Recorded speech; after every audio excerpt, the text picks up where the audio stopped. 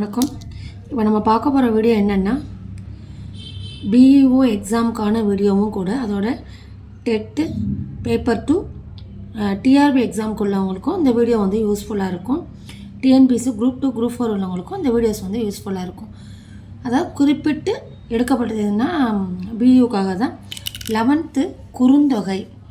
இந்த பாடலில் உள்ள இந்த குறுந்தொகையோட ஆசிரியர் யாருன்னா வெள்ளி வீதியார்.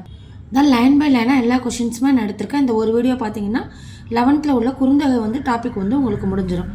ஃபஸ்ட்டு கொஷின், அன்பும் அறனும் விளையும் திருமண வாழ்வை தலைவி விரும்புகிறாள். அதாவது ஒரு தலைவி வந்து எப்படி வந்து இல்லற வாழ்க்கை இருக்கணும்னு விரும்புகிறாள்னா, அன்பும் இருக்கணும் அறனும் இருக்கணும்னு தான் தலைவி வந்து இல்லற வாழ்க்கையை வந்து இப்போ திருமண வாழ்வு வந்து இப்படி இருக்கணும்னு விரும்புகிறாள். அன்பும் அறனும் விளையும் திருமண வாழ்வை தலைவி விரும்புகிறாள். அதாவது இந்த பாடப்பகுதியில் உள்ள ஒரு கவிதை கொடுத்துருக்காங்க. அந்த பாடப்பகுதியில் இடம்பெற்றுள்ள அகத்திணை இலக்கணத்தின் இலக்கியமாய் விளங்கும் குறுந்தொகை பாடலின் திணை வந்து குறிஞ்சி திணை.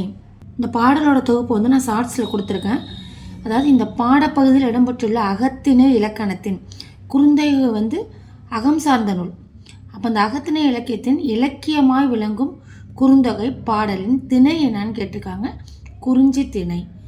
இந்த பாடல் வந்து பாடப்பகுதியில் இடம்பெற்ற பாடல் வந்து குறிஞ்சி திணையை சார்ந்தது. வெள்ளி வீதியார் சங்ககால பெண் புலவர்களுள் ஒருவர் ஆவார். அதாவது டேஷ்ட் அப்படி கேட்கலாம். சங்ககால பெண் புலவர்னு கொடுத்து ஆப்ஷன்ஸ் கொடுத்தும் கேட்கலாம். டேஷ் கொடுத்துட்டு சங்ககால பெண் புலவர்கள் ஒருவர் ஆவார். வெள்ளி வீதியார் சங்ககால பெண் புலவர்களுள் ஒருவர் ஆவார். 4th கொஷின், வெள்ளி வீதியார் சங்கத்தொகை நூல்களில் 13 பாடல்களை பாடியுள்ளார். வெள்ளி வீதியார் சங்கத்தொகை நூல்களில் 13 பாடல்களை பாடியுள்ளார். இது ஒரு பாடல் வரி. நன்று நன்றென்றும் மக்களோடு இன்று பெரிது என்னும் ஆங்கணத்தவையே இவ்வடிகள் இடம்பெற்றுள்ள நூல். இந்த பாடல் வரியை கொடுத்துட்டு கூட நமக்கு என்ன நூல்லேருந்து எடுத்திருக்காங்கன்னு கேட்கலாம். குறுந்தொகை. நன்று நன்றென்றும் மக்களோடு இன்று பெரிது என்னும் ஆங்கணத்தவையே இவ்வடிகள் இடம்பெற்றுள்ள நூல் குறுந்தொகை. குறுந்தொகை வந்து 8 தொகை நூல்களில் வந்து ஒன்று. கடவுள் வாழ்த்து நீங்களாக அகத்திணை சார்ந்த 401 பாடல்களை உடையது. கடவுள் வாழ்த்து இல்லாமல் 401 பாடல்கள் வந்து குறுந்தொகையில் இருக்குது. கடவுள் வாழ்த்து நீங்களாக அகத்திணை சார்ந்த 401 பாடல்களை உடையது. நல்ல குறுந்தொகை என குறுந்தொகை சிறப்பிக்கப்படுகிறது. அதோட அடைமொழின்னு கூட கேட்கலாம். குறுந்தொகையின் அடைமொழின்னு கூட கேட்கலாம். நல்ல குறுந்தொகை என குறுந்தொகை சிறப்பிக்கப்படுகிறது. 9 சங்க காலத்தில் தலைவன் தலைவியை மணமுடிப்பதை பற்றி பேச சான்றோரை அனுப்புகிறான். சான்றோர்னா பெரியோர்கள். சங்க காலத்தில் தலைவன் தலைவியை மணமுடிப்பது பற்றி பேச சான்றோரை அனுப்புகிறான். குறுந்தொகை வந்து அகம் சார்ந்த நூல். அதாவது காதல் பற்றியது. அது தலைவன் தலைவி பற்றியது. 10வது கொஷின், சங்க காலத்தில் தலைவன் போதும் என்று சொல்லத்தக்க அளவு பரிசு பொருட்களை முதியவர்கள் மூலம் அவையில் வைப்பான். இப்போ ஒரு நம்ம பெண் பார்க்க போகிறாங்க அப்படின்னா அப்போ என்ன சொன்ன, பரிசு பொருட்களை நிறையா கொடுத்தா அப்பெல்லாம் வந்து திருமணம் வந்து செஞ்சு வச்சுருக்காங்க. சங்க காலத்தில் தலைவன் போதுமென்று சொல்லத்தக்க அளவு பரிசு பொருட்களை முதியவர்கள் மூலம் அவையில் வைப்பான். 11 உரையாசிரியர்கள் பலராலும் அதிகமாக மேற்கோள் காட்டப்பட்ட நூல் குறுந்தொகை. உரையாசிரியர்கள் பலராலும் அதிகமாக மேற்கோள் காட்டப்பட்ட நூல் குறுந்தொகை. 12வது கொஷின், குறுந்தொகை முதலில் தொகுக்கப்பட்ட தொகை நூலாகும். குறுந்தொகையோட இன்னொரு பேர் என்ன, தொகை நூல். 10 பாட்டும் தொகை நூலை சார்ந்தது தான்.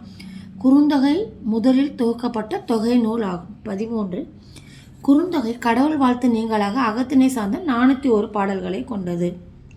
ஆல்ரெடி அதாவது இப்படியும் கேட்கலாம். என்ன நூல் வந்து 401 பாடல்களை உடையது, அகத்திணையை சார்ந்ததுன்னு கேட்டால் அது வந்து குறுந்தொகை அப்படின்னு நம்ம எழுதணும். ஓகேவா? இது ரெண்டுமே நம்ம டேஷ் கேட்கறதுக்கு இல்லை கேட்கறதுக்கு வாய்ப்புகள் இருக்குது. நெக்ஸ்ட்டு, குறுந்தொகையை தொகுத்தவர் பூரிக்கோ. குறுந்தொகையை தொகுத்தவர் யார்? பூரிக்கோ. 15 குறுந்தொகை பாடலில் உள்ள கடவுள் வாழ்த்து பாடலை பாடியவர் பாரதம் பாடிய பெருந்தலைவர் ஆவார். குறுந்தொகை பாடலில் உள்ள கடவுள் வாழ்த்து பாடலை பாடியவர் பாரதம் பாடிய பெருந்தலைவர் ஆவார். 16 சிதவல் பொருள் தருக தலைப்பாகை. சிதவல்னா என்ன, தலைப்பாகை. தண்டு பொருள் தருக ஊன்றுகோல். தண்டு பொருள் தருக ஊன்றுகோல். பாவகை.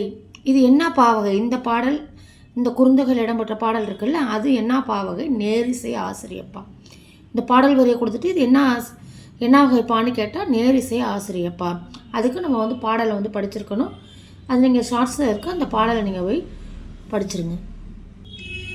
தலைவன் வரைவு நாடுவதை நமர் ஏற்றுக்கொண்டனர், நீ கவலை ஒழிவாயாக என்று யார் யாரிடம் கூறிய கூற்று. அதாவது தலைவன் வரைவு நாடுவதை நமர் ஏற்றுக்கொண்டனர், நீ கவலை ஒழிவாயாக என்று யார் யாரிடம் கூறியது. தோழி தலைவியிடம் கூறியது.